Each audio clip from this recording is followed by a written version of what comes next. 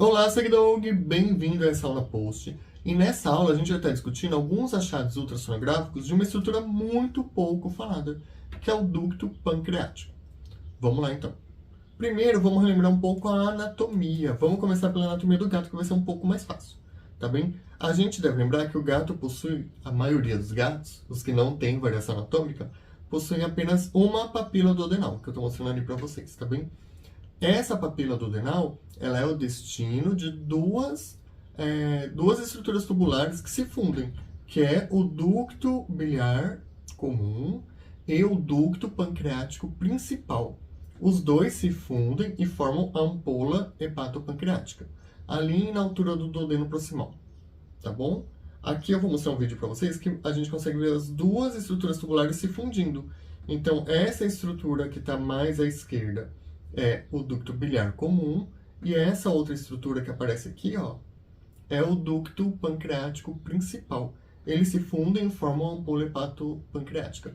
Tem mais informações da ampola hepatopancreática lá no post da tríade felina. Vocês podem dar uma conferida, tá bom? Eu vou voltar aqui a imagem, ó, porque essa região é a região periportal. Então, a gente tem a veia porta passando nessa região. Tanto que aqui na imagem, ela aparece aqui embaixo, tá bem? Então, no gato, a gente tem uma papila duodenal, que é o destino tanto do ducto biliar comum quanto do ducto pancreático principal, tá bom? Eles se fundem e formam a ampola hepatopancreática. Já no cão, é um pouco diferente. Ele possui duas papilas duodenais, a papila duodenal maior e a papila duodenal menor. A papila duodenal maior, ela é o destino do ducto biliar comum e do ducto pancreático acessório, ok? E a papila duodenal menor, que ela ficou alguns centímetros mais à frente no duodeno, ela é o destino do ducto pancreático principal. Então, enquanto o gato tem uma papila duodenal, onde desemboca o ducto pancreático principal, no cão, o ducto pancreático principal, ele desemboca na papila duodenal menor. E na papila duodenal maior é o ducto pancreático acessório. Tá bem? Então, aqui, a gente deve lembrar que no cão, aqui no lado direito, o pâncreas é muito mais fácil de ser avaliado, apesar dele ter que ser avaliado em toda a sua extensão. Mas a gente deve lembrar o quê? Que a principal estrutura tubular que aparece no meio do pâncreas, aqui na região do lado direito, é a veia pancreática. Então, é muito fácil ver alguns ultrassonografistas confundirem medindo essa veia, achando que é o ducto, tá bom? Então, no cão, a principal estrutura tubular que aparece é a veia pancreática, e não o ducto. Tá bom? Então, a gente tem a veia pancreática, que é essa estrutura bem dilatada que aparece. Do lado da veia pancreática, aqui, ó, adjacente à veia pancreática, tem outra estrutura tubular passando, ó. Essa outra estrutura tubular é a artéria pancreática, também não é o ducto. A impressão que eu tenho é que o ducto pancreático ele é um pouco mais medial no parênquima, e a gente consegue identificar ele porque ele é um pouco mais retilíneo, ele é mais fininho, ó. Ele é essa estrutura tubular fininha bem aqui, onde está a ponta do meu mouse. Então, essa estrutura tubular fininha que é o ducto pancreático, ele é mais difícil de ser avaliado. Existem alguns ultrassonografistas também que vieram me perguntar se ele é visualizado. Ele é visualizado sim, a gente consegue visualizar. O que confunde muito é que acham que não é visualizado no cão, só é visualizado no gato. Mas não, a gente consegue visualizar e devemos medir o ducto pancreático no cão também, tá bom? Já aqui, ó como é que ele é mais retilíneo. Esse daqui tá um pouquinho dilatado, então tá mais fácil de ver. Ele é mais retilíneo, então é um pouco mais fácil de identificar ele, porque enquanto a veia faz algumas curvas, algumas ondulações, o ducto pancreático no cão ele é um pouco mais retilíneo. E a parede dele eu vejo proporcionalmente mais espessa do que da veia pancreática. Ela é um pouco mais hiperecóica, ó. Então ele não é tão difícil de ser identificado assim. Já no gato, a estrutura tubular que a gente consegue ver lá no lado esquerdo, lembrando que no gato é mais fácil a gente achar o lobo esquerdo do pâncreas, a estrutura tubular que aparece no ultrassom modo B já é o ducto pancreático. Então, no gato é mais fácil de se medir o ducto pancreático, porque ele é a estrutura tubular que aparece, tá bom? Douglas, se eu estou na dúvida se o que eu estou vendo é ducto pancreático ou se é uma estrutura vascular do pâncreas, como que eu faço para diferenciar? A gente utiliza o Doppler, tá bom? Então, o Doppler ele vai diferenciar estruturas vasculares de estruturas não vasculares. E a gente sabe que a estrutura vascular que tem no pâncreas é a artéria e veia pancreática, e a não vascular é o ducto pancreático. Então, a gente pode lançar mão do Doppler colorido, tá bom?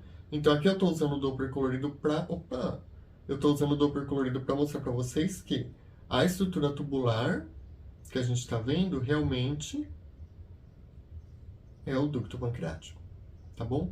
A imagem da direita é o gato, então essa que eu estou mostrando para vocês, o ducto pancreático no gato ele é um pouco mais evidente, e percebam que ele não pegou nenhum tipo de vascularização ao Doppler, ele não tem retorno de eco-Doppler, tá bom? Enquanto no cão a gente consegue ver ali, ó, a veia pancreática, a artéria pancreática e o ducto pancreático. No gato, a artéria e a veia pancreática elas não são evidentes igual é no cão, tá bem? Então, se você está na dúvida, usa um mapeamento colorido. E devemos medir o ducto, e não o diâmetro da veia ou da artéria pancreática. Quais são os principais achados que a gente pode ter com relação ao ducto pancreático? O primeiro achado que a gente vai estar falando é a ectasia, tá bom? Então, a ectasia do ducto pancreático é aquela dilatação que ela é persistente, que não está secundária a um processo obstrutivo, que não está secundária a uma litíase, ok? Qual que é a medida do ducto pancreático? Então, no post a gente tem as medidas do ducto pancreático, então dá uma lida lá no post. E se esse ducto pancreático apresenta um maior diâmetro do que a referência, a gente vai classificar isso ou como dilatação, se existe processo obstrutivo, seja no ducto pancreático, ou seja lá na altura da papila duodenal, ou uma ectasia. Percebam lá nas referências que, para o gato, existem diferentes medidas de acordo com a idade, tá bom? Então, em gatos mais idosos, é comum que o ducto pancreático seja um pouco mais dilatado.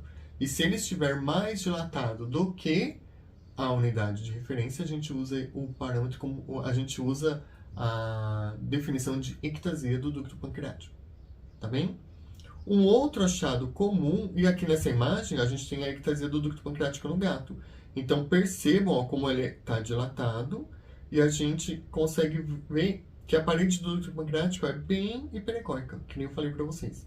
Então, essa medida, quando o diâmetro no plano longitudinal, se ele excede o limite de referência, a gente coloca ou como dilatação, se existe processo obstrutivo, ou ectasia. Um outro achado comum de ducto pancreático, e eu vi, a metade dos achados que eu tive foi de cão e a metade foi de gatos, é a litíase, tá bom? Então, assim como outras estruturas tubulares, ele pode ser acometido com litíase. Igual a gente tem lá urolitíases, a gente tem colelitíases, a gente pode ter pancreatolitíases. E a gente deve lembrar que as pancreatolitíases, elas podem estar nos ductos mais delgados, que ficam entremeados ao parênquima, e daí a gente não consegue dizer se essa litíase está no parênquima ou dentro de um ducto, ou ela pode ser intraductal. Então, nesse caso aqui, a gente consegue ver parte do ducto pancreático um pouco dilatado e a litíase aqui. Então, aí, nesse caso, a gente chama de pancreatolitíase intraductal. E ela, nesse caso específico, ela está gerando um processo inflamatório nesse pâncreas. Percebam como ele está hipoecóico e os tecidos adjacentes estão bem hiperecóicos. Então, a pancreatolitíase, ela pode gerar processo inflamatório e induzir uma pancreatite aguda. Em outras situações, a pancreatolitíase, se ela estiver mais próximo lá da papila duodenal da ampola hepatopancreática no gato, ela pode gerar condições que são comuns na insuficiência pancreática. Porque pensem comigo, a principal função do pâncreas é liberar as secreções pancreáticas lá no duodeno. A principal função do ducto pancreático, desculpem, é levar as secreções pancreáticas lá para o duodeno.